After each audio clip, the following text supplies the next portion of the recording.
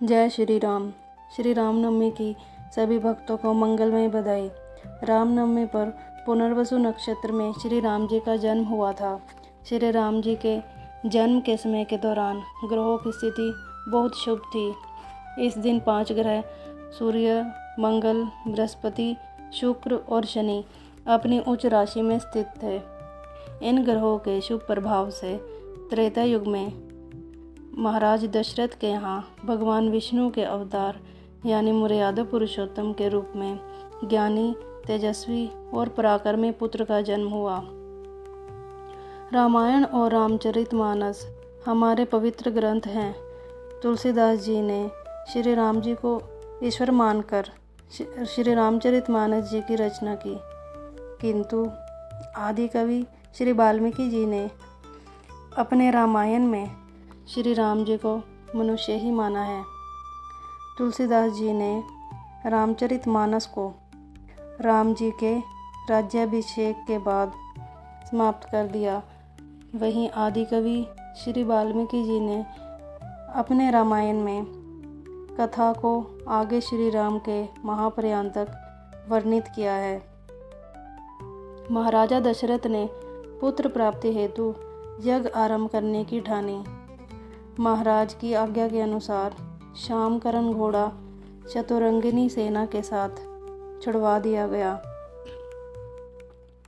महाराज दशरथ ने समस्त मनस्वी, तपस्वी, विद्वान, ऋषि मुनियों तथा वेदविद प्रकांड पंडितों को यज्ञ संपन्न कराने के लिए बुलावा भेज दिया। निश्चित समय आने पर समस्त अभ्यागतों के साथ महाराज दशरथ अपने गुरु वशिष्ठ जी तथा अपने परम मित्र अंगदेश के अधिपति लोभपाद के जामाता रिंग ऋषि को लेकर यज्ञ मंडप में पधारे। इस प्रकार महान यज्ञ का विधिवत शुभारंभ किया गया। संपूर्ण वातावरण वेदों की ऋचाओं के उच्च स्वर में पाठ से गुंजाने लगा और समीधा की सुगंध से महकने लगा। समस्त पंडितों, ब्राह्मणों, ऋषियों आदि को यथोचित धन धान्य, गो आदि भेंट के सादर विदा करने के साथ यज्ञ की समाप्ति हुई। राजा दशरथ ने यज्ञ के प्रसाद चरा खीर को अपनी महल में ले जाकर अपनी तीनों रानियों में वितरित कर दिया। प्रसाद ग्रहण करने के परिणाम स्वरूप तीनों माताओं ने गर्भाधारण किया।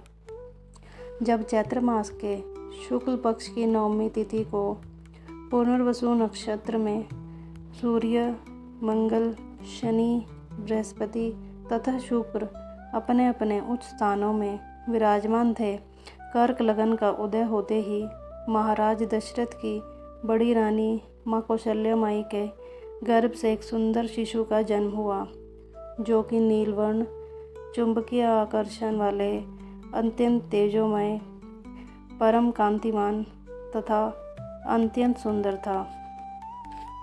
उस शिशु को देखने वाले देखते ही रह जाते थे। इसके पश्चात शुभ नक्षत्रों और शुभ घड़ी में महारानी कैकेयी के एक तथा तीसरी रानी सुमित्रा के 2 तेजस्वी पुत्रों का जन्म हुआ। संपूर्ण राज्य में आनंद मनाया जाने लगा। महाराज के 4 पुत्रों के जन्म के उल्लास में गंधर्व गान करने लगे और अप्सराएं नृत्य करने लगी। देवता अपने विमानों में बैठकर पुष्प वर्षा करने लगे। महाराज ने उन्मुक्त हस्त से राजद्वार पर आए बहाट, चारण तथा आशीर्वाद देने वाले ब्राह्मणों और याचकों को दान दक्षिणा दी। पुरस्कार में प्रजाजनों को धन धान्य तथा दरबारियों को रत्न आभूषण प्रदान किए गए।